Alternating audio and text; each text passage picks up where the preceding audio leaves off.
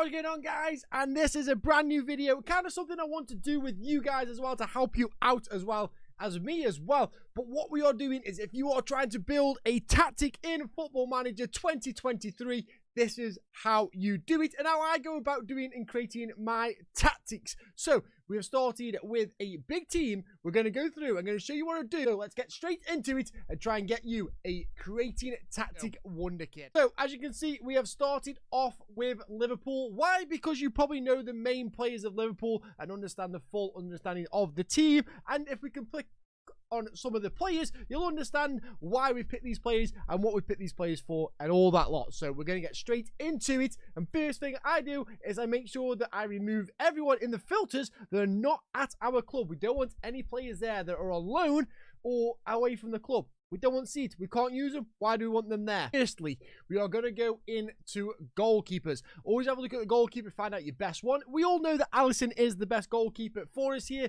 but I'll just show you what I'm kind of looking at for a goalkeeper when I look at him. So for me, reflexes are massive for me, as they are your one-on-one shot stopping, helps with one-on-one shot stopping. So one-on-ones are 17, reflex is 17 as well. Aerial reach is 17. That means he's going to command his area, call for the ball, claim the ball, and he'll be able to win them crosses that are coming in as well. Having pretty much all mentals is amazing. Concentration is a key one as well, because if you are like Liverpool, he's not going to have much to do. So when he is called upon, the decisions and the concentration that he has got is going to call him into the game and make sure he pulls off that save for him. So they are the main aspects that I will look at when I'm looking at a goalkeeper, and Alisson is definitely up there as well. Absolute unbelievable goalkeeper. And then you got Adrian as well in there, who's another very good goalkeeper. Not going to lie, he's got the good mentalities and good structure of being a backup goalkeeper, but he is not going to get into the Liverpool side. Same with Callier, but he is still a young goalkeeper. He's only 23, so he's still got a lot of time to develop, and especially if he's training with Alisson, he's going to be brilliant there. So for me, Alisson would be the goalkeeper. He is injured for 3 to 6 weeks, but that is not what we are talking about.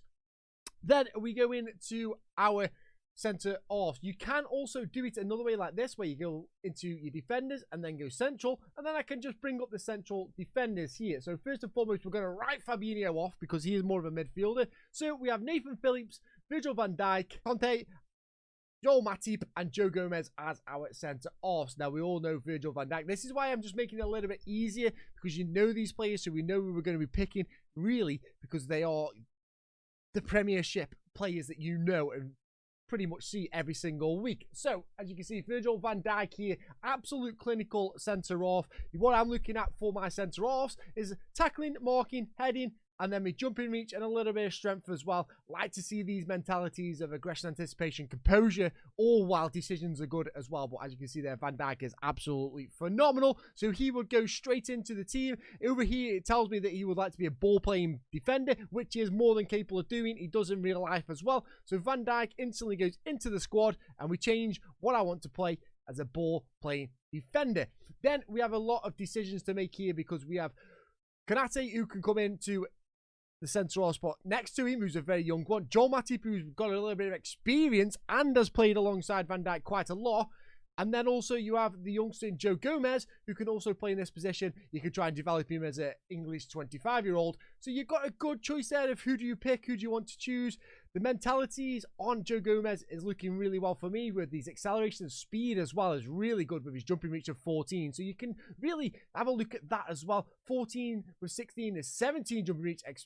To me, oh wow, 17 as well on the strength. For me, it's looking likely to be Konate, and I think Konate is going to win it here for me, as he looks the pretty best one there. Pretty best one. That makes no sense, but we are going to go with Konate there. He has got very well. He's good at ball-playing defender. He's got 13 passing of the ball. His vision is not the best, so I'm not going to play him as a ball-playing defender. He's just going to be your central defender, pretty much steady Eddie, just win the ball and let Van Dijk do the passing and the distribution of the ball. And then we also know that we have Nathan Phillips, Joel Matip, and also Joe Gomez as our backup centre-offs. We've got 4 fantastic backups there that we can use, especially Fabinho. If anyone does get injured, he can slot into that space. But that is how I go about picking my team. And we're just going to do this for the rest of them as well. On the left-hand side, you can see that we have James Milner, Tomiskas and Andy Robinson. Now, we all know that Andy Robinson is going to fill in this position, but I'm going to show you why he does.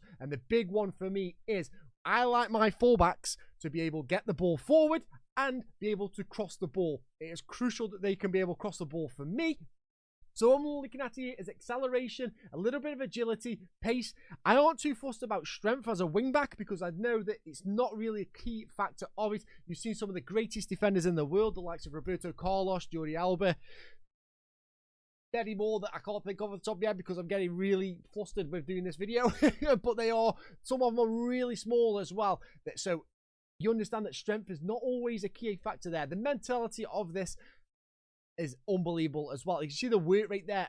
Weight rate because he's got to go up and down the field consistently. So stamina helps as well. So as you can see, Andy Robinson is clinical. That crossing of 14 is brilliant. 12 dribbling. I would like a little bit more on the dribbling, but for what everything else he's got with the mentalities, I don't mind him having that. Marking 15, passing 14, tackling 15, technique 14. He's absolutely crucial for this side. So Andy Robinson goes straight into the team. I'm going to play him as a wing-back. He does like wing-back defense, but I prefer wing-back support. So I'm going to put him on wing-back support so he gets forward and gets a little bit involved in the game. Then we go over to our right-sided defense. And then over here, we have got James Milner, Alexander-Arnold, Fabinho and Joe Gomez. For me, obviously, Trent is going to get in there. Little bit dubious. Obviously, he's not having the greatest of times in real life, getting a lot of stick from the press because of his lack of concentration there, but they're saying his concentration is 12. But for me, Trent Alexander-Arnold goes straight to the side, and I would probably look as a Liverpool player to find a backup for him just in case he does get that injury. But once again, you can see crossing of 15, dribbling of 12, not too good on the dribbling, but you'll take it because of everything else. Mentals, nothing below 11. Passing of 16. Technique of 17, which is absolutely mental as well. He's got good pace of 14. Agility is good as well, and good strength. Weight rate of 14 with teamwork as well. He's phenomenal. So he would slot straight into that team there, and another wing back that I would put on support. Then we're going to have a look at the centre midfielders, and I'll look at centre midfielders and I go, wow, that's a lot of players there. That is a lot of players there in that centre mid position, and we got two of them injured. So you got Fabinho, James Milner, Arthur, Jordan Henderson, Thiago, Naby Keita, and Oxlade-Chamberlain. What would you do there if you had that many players? Well, I'd probably introduce a 3 midfield system here. So, as you can see, all them are centre midfielders, and they all play centre midfielders. So, we're going to opt for a 3-man centre midfield at the start to see how we go with this. So, first and foremost, Fabinho is going to come into the team because of who he is and what he is. As you can see there, unbelievable mentals, and that is crucial in the midfield position. Centre midfield is a vital role in this team, or any team really. So, you want to build a structure around the midfield who are going to be your workhorses and your consistent having the ball and creating it. So what I see with Fabinho is great speed for his age, good stamina as well, so he can work all day long, all day for the 90 minutes. Strength of 14. These mentals are brilliant. Decisions, concentration, composure, bravery, anticipation, aggression. Loves to put a tackle in. His positioning is brilliant as well. His teamwork's brilliant as well. And his work rate's even phenomenal with 16 tackling, 15 passing, 15 marking, and 16 first touch, 15 technique. What a player. And what I would do probably with Fabinho is I'd have him as a holding midfielder. So I'd just slot him in there. And he's just going to be a DM. Don't need to do nothing else. Just a DM, hold up, just sits in front of the back 4, holds up the plate, and off he goes. Then I'd have a look who else is in there. Jordan Henderson, once again, that teamwork, that work rate, that just leadership of the model citizen that he is with his personality. We're going to definitely use this guy, and he's going to be my box-to-box I would play him as, purely because he's got the stamina, he's got the work rate, he's got the tackling as well as the passing in there as well. First touch is good, vision's good as well. So for me, I'd put Jordan Henderson in as a box-to-box. That also allows him to get forward, and Fabinho is still here sitting there just chilling out and just being like, you know what, I can just mop this up all day while you are on the attacking front can get forward with whoever you've got alongside you. And we're having a look at who we've got here. I'm probably going to play Thiago just for the creative ability of this guy.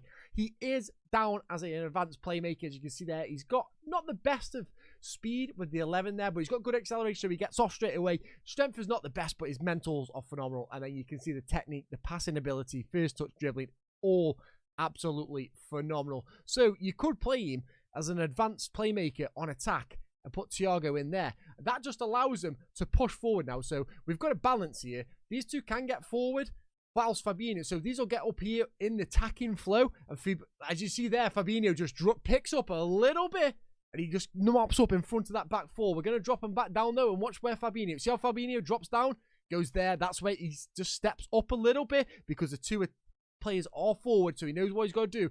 We drop him back, he sits back on the defensive duties there. So we're going to go attacking players now on the left-hand side.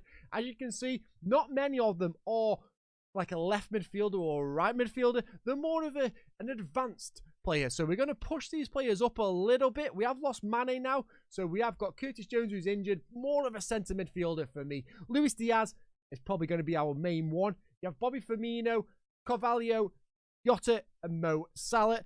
But I feel like Luis Diaz is probably our one, because Mo Salah can play on the right as well, and he's more comfortable on the right. So we're going to keep Mo Salah to the right-hand side, where we're going to be getting Luis Diaz into the field and just slot him straight in. As you can see me, acceleration yet again, really, really crucial in this position. Same as the dribbling as well. He's got to be able to pick that ball up, and he's got to run with it and just push forward and allow the box-to-box and the advanced playmaker to either push forward, or the advanced playmaker to find him and push him in and find a gap for him, play that through ball through, and allows him to create an attack. So definitely Luis Diaz is going to be in that team for me, and we're going to put him in, and I'm going to play him as an inverted winger, as that's what he wanted on attack. Now we're going to have two attacking players down here. I don't mind that, because you say as we move up, we move them up.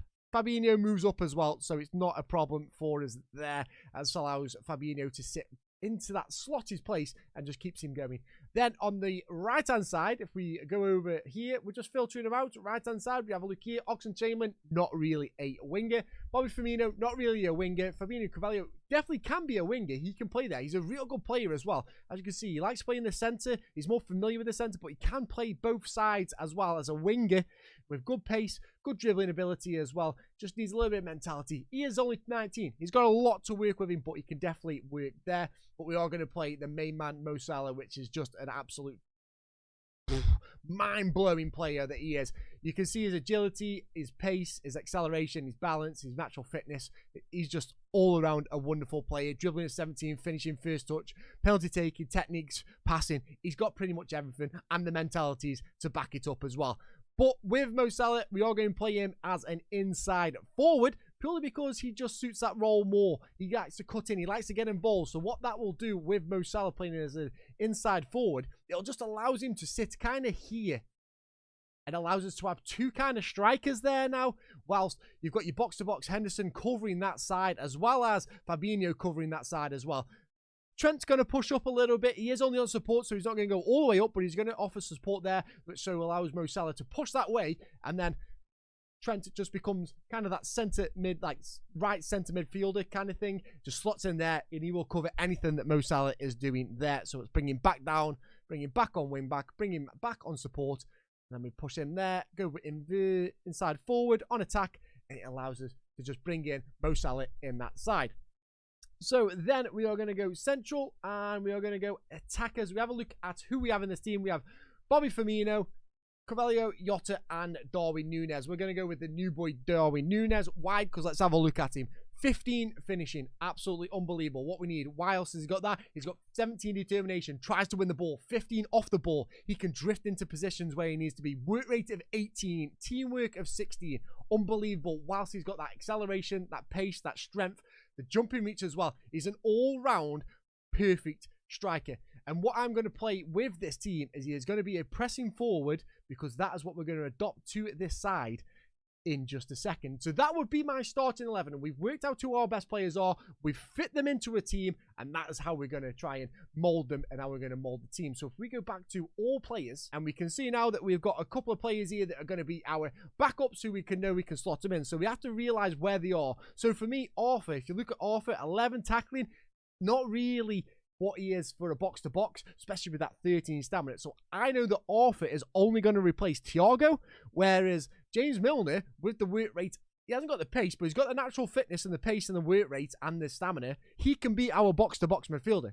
Absolutely. Or he can fit in for Fabinho's place there and be the ball-winning midfielder in the DM. Naby Keita, also the same. Got good stamina, good work rate. He can become a box-to-box. Yeah, he can pass the ball, but I would rather have Naby Keita with the natural fitness that he's got and the stamina that he's got to be our box-to-box, purely with the 15 work rate as well. He wouldn't be an advanced playmaker in my eyes. So that's what I'd go with on that one. Like I say, you could split these. You could put these substitutions in where you feel suits them the best, but that's what I would go with personally. Then you have to now decide, now you've got your team structured, you've got to decide, well, how do we play this game? How do we want this team to play? So I've got Nunez on a pressing forward. So in possession of the ball, I think we play a little bit narrower. We pass into space because we've got so much speed. So what this does is, also guys, key here, always read what it says on the box. It literally will help you out massively. So pass into the space to instruct players to loop to make passes into open spaces for their teammates to run onto. So this could be if you want to play the ball over the top or just knock it through balls through like that. If you want to maintain possession, keep passing to space off. So you could just play out of defense, keeps the ball. Don't want with the passing. I want it to be a little bit shorter so we can keep possession of the ball. And I don't really bother about the tempo. We are going to work the ball in the box. I don't want them taking crazy shots, though. That's definitely one thing I don't want them to do. So I want them shorter passing. But I want them to run at the defenders because we've got such great dribbling ability on our wing backs, our wingers, and also our striker that I want them to get with the ball and just run at the defenders and put a little bit of pressure on them. So when we're in transition, so that means when we've either won the possession of the ball or we've lost the possession of the ball, you want to look at what you want to do. Now, when you win possession, when possession has been lost, if you counter press, that's going to push them straight up and try and get the ball back as quickly as possible. That's what I want with this Liverpool side. So I'm going to go for a counter press where we really close down the team, close down the ball, try and win it back as soon as possible and get back onto him. What that does is it's going to create gaps. It really will create gaps. So you've got to be careful and make sure that you've got the team with high fitness, high energy, and make sure the work rates are there because they've got to track back into position once they get the press and they don't win the ball maybe and it gets past to someone else. You've got to realize that there could be gaps behind you. So counter press is really risky if you don't have a high energetic team in my eyes. Also, we are not going to go counter because that will just push everyone forward straight away. I like us to keep possession of the ball, maintain it, have a look, get our heads up and say, right, there's a pass over there. We're going to go with that one. We know that it's not a risky pass this time, but we're going to maintain that possession and just pass the ball and keep it in our end. So we're going to get the goalkeeper to slowly distribute the ball. We don't want him rushing, kicking it up long. We did see Salah scoring a goal that way the other week, but we're not going to go that way. We are just going to slow the pace down and just chill. So we're going to do, just chill out. And then we're going to distribute to the centre off. So that's all I want from them. And then we come into the defensive shape of the team. I like a high press with this one. So we're going to go a high line with a high press. And that is going to be us closing this down, prevent the short distribution, and really that's what we're going to go for. I'm not looking at stopping crosses or inviting crosses yet. I'll probably stop the cross if I was going to anything like that. Do we need to trap people inside or outside? Not just yet, but if you can read them yet again, I've been reading trap inside, ask the team to set the pressing trap designed to funnel the ball into the central areas and force turnovers in advantageous areas. So we could really do that purely because we've got a kind of a locked in. We've got 5 players locking in here, so we could really do that and try and get the possession off the players that way. So if we trap them inside, let's have a go at that. Let's see if it works for the time being. And really, this allows us to get the ball back with these 5 players that are all dangerous on the ball and can create some massive advantages in our way of maintaining possession. And then also, I want to play in an attacking route because that's the way that we play. We have the players that we have of this team to be attacking. So why would we not go attacking? If we were like, say, Bournemouth or something like that, I would potentially go cautious with the way that we play. I wouldn't go defensive, really. I need to still figure out how to get that defensive work, but I would probably go balanced or cautious to try and see what we can do. And if we were up advantage on there, I'd probably change it to positive, just allows more dangerous passes of the ball and stuff like that. But we are going to maintain tack in the movement, and that's pretty much how I would create a tactic for any team. But I have just done Liverpool, so you can kind of gather the information of what main players I would look at and what I'm looking at for players. I can do another one with a smaller team or another unknown team and try and get one going from there. We can definitely do that, no problem at all. But I'm going to quick sim this one, try and see how far I can get with them and see how many games we are just before kind of the Christmas time, before the World Cup, and see where we are in the league and see if this tactic actually does us pretty well. So let's scoop ahead. Right, guys, I have kind of skipped through to where the World Cup will start, and as you can see, we are currently top of the league. Yes, we are top of the league. 13 wins, 1 draw, and 2 defeats. It's not too bad of a start. Better than what Liverpool doing in real life, but we are 5 points clear at the top of the table. As you can see there, Darwin Núñez in 16 games has got 22 goals this season, which is quite mind-boggling. If you ask me, he's got the best average rating. Look at Trent Alexander-Arnold with 11 assists there. Andy Robinson as well with them 7. I told you, them wing-backs are being absolutely crucial here. Whipping them ball in for these boys, finding the pressing on them, absolutely clinical for us. And that's just an easy way, guys, of pretty much making a tactic. Yeah, okay, it's a strong side with Liverpool because they are one of the best sides in the game, of course. But what I'm doing is just showing you the infrastructure of what we do. I told you that's how the style of football that we wanted to play, and that's pretty much how we were playing as well. We've been really good this year. So what we're going to do is going to have a look at the Premiership as well, a little bit more details as well at the stats of them here. So most goals is from us. 52 goals we have scored, which is absolutely bonkers. Team details as well. So average possession is us with 58% possession, which is what we tried to do, tried to get the ball back off them. And that's why we opted for not really the high speed and high tempo of it. We just wanted the slower tempo to pass the ball around, move it around, find the right passes, and get the ball into them spaces. And that's what we've kind of done there with this one. So 1% less than Chelsea, but there's still a lot to go for there as well. And still a lot of games of the season. We are averaging the most points. Obviously, we're top of the league, so we're going to average the most points, which is kind of a weird one to do there. But like I say, that goals is top. We are 52 goals this season. We are 15 points away from Manchester United. Also, we are averaging 3.25 goals per game as well. Our XG as well is over performance is 13 as well, which is crazy. Really is crazy. We're 13 over the goals that we're meant to be scoring compared to like 6 other Chelsea are, which is absolutely mental. 38 goals expected. We are 52 goals, so we've got a lot more than we should have as well. We are actually creating a lot of chances here as well with this tactic. So as you can see there, 87 chances we are creating. Shots, we've had 322, which is the most as well. 152 on target, which has been bonkers. We have a shot ratio of 47, which is absolutely bonkers as well. We have 20 shots per game, so we're creating chances. We do concede the most fouls as well, so players are hacking us down and try and get the ball off us, and it's just not really doing much for us. And then we have progressive passes, which is 933, which in my eyes is absolutely bonkers, considering that is 133 above Manchester City, which is kind of what you want to look for. That is absolutely brilliant. And the fact that we have 1,473 passes more than, well, sorry, we have 1,473 passes, which is over 200 more in the final third compared to any other team, is absolutely massive. The fact that we've only conceded 13 goals as well is absolutely huge. Massive play to Aston Villa, who are third there. But anyway, it's about this one that we've created. 13 goals conceded out of 16 matches is absolutely ridiculous. I think that's absolutely brilliant.